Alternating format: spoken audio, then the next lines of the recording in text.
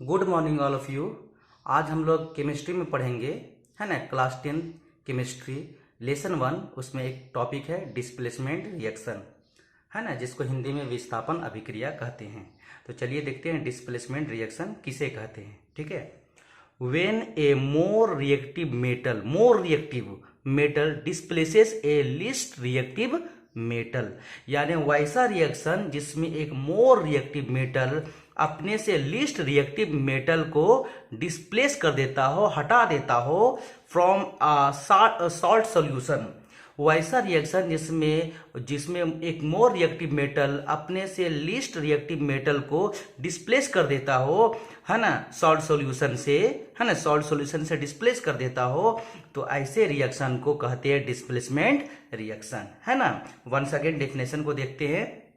वैसा रिएक्शन, है ना, जो सॉल्ट सॉल्यूशन से मोर रिएक्टिव मेटल के द्वारा, यानी एक मोर रिएक्टिव मेटल अपने से लिस्ट रिएक्टिव, सबसे कम रिएक्टिव मेटल को डिस्प्लेस करता हो, हटा देता हो, तो वैसे रिएक्शन को डिस्प्लेसमेंट रिएक्शन कहते हैं। एक इक्वेशन है ना, जिसमें आयरन यानी Fe प्लस CuSO4, ये कॉपर सल्फेट है, इसका कलर ब्लू होता है सॉल्यूशन में रहेगा।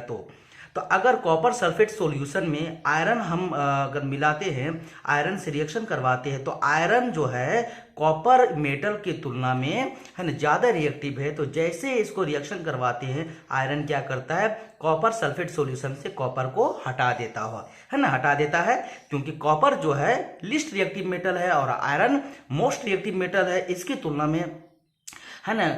तो आयरन जो है कॉपर को हटा देता है और आयरन सल्फेट बनाता है, जिसका कलर ग्रीन होता है आयरन सल्फेट सॉल्यूशन का, और कॉपर हटा देता है। यानी Fe को CuSO4 में जब रिएक्शन कराते हैं तो FeCuSO4 सॉल्यूशन से Cu को, कॉपर को हटा देता है, FeSO4 आयरन सल्फेट सॉल्यूशन बनाता है ना। तो वैसा रिएक्शन जिसमें more reactive metal salt solution से लिस्ट रिएक्टिव मेटल को हटा देता हो, डिस्प्लेस कर देता हो, तो ऐसे रिएक्शन को डिस्प्लेसमेंट रिएक्शन कहते हैं। ठीक है।